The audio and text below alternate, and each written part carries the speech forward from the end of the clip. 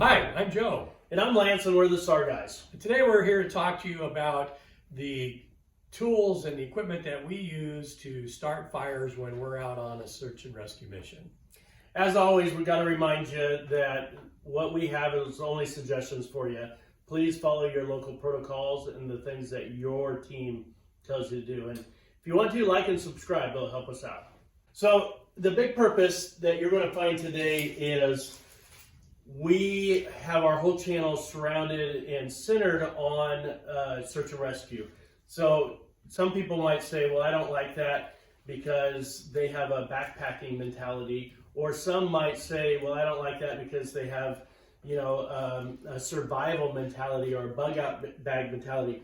But as always, we have to remember we're part of a team. And so we always go out as a team. And so the things that we might carry might not be the right things for survival and others. So there's a big evolution that has gone on as fire starting and that has gone out.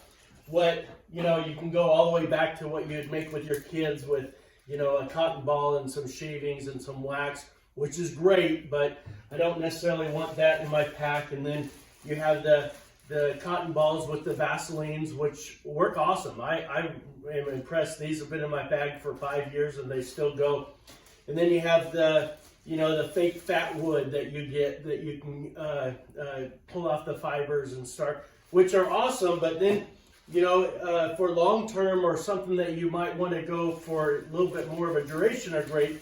But just for quick fires and to be there as a team, there are great options out there for us to be able to have. And so we're going to talk a little bit about what we carry in our pack and why we carry it, and we'll show you how they light. What do you got in your pack, Joe? Okay, so in my pack, I just have this one little bag here, and I'm going to open it up and we'll see what's in there. The core of everything that I use is these wet fires, and we'll make a link to this down below. I've tried a lot of other things. These wet fires are just phenomenal. Yeah. They'll light very easily with a flint, with waterproof matches, or with a lighter. And I think maybe we could just show them how we do that. Yeah, absolutely. Okay, why don't you tell us what you have before we get into the... Well, basically the same thing. I like to always carry a lighter. I always have a little bit of duct tape. Duct tape's like a survival candle, really.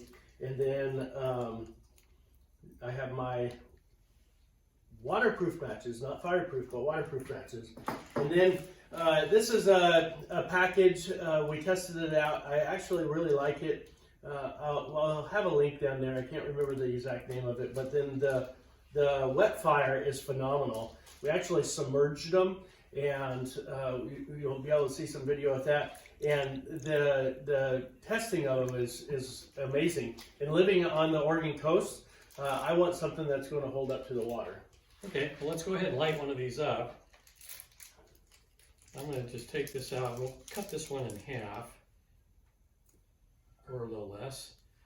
Okay, so the first thing, the easiest, and that is to just use a lighter on it. So we'll just take a lighter and strike it, and there it is, done, that fast. Okay. Okay. All right, the second thing we'll use are some of these waterproof matches. And same thing. Is lit and lit. Look how fast. I didn't even finish burning the match. Yeah. I can't blow the match out. Well, put them both down there. There we go. All right, now the real test.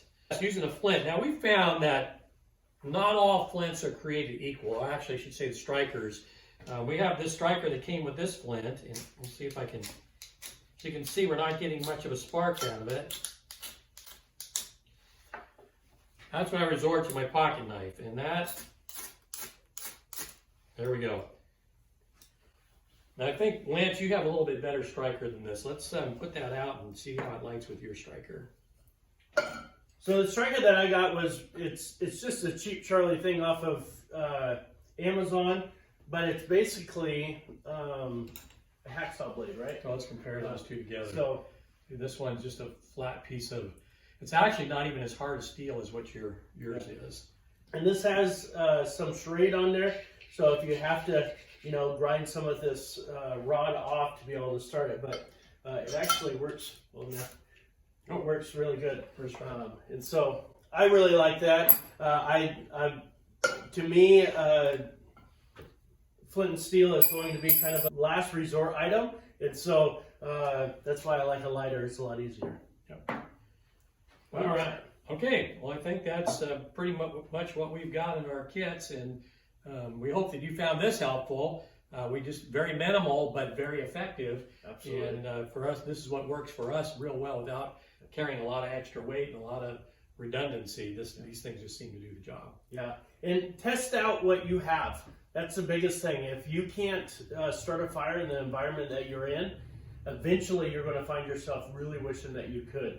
If whatever fire starter you use, just make sure that you know how to use it. And practice with it. Absolutely. Okay, well, we'll see you out on the trail.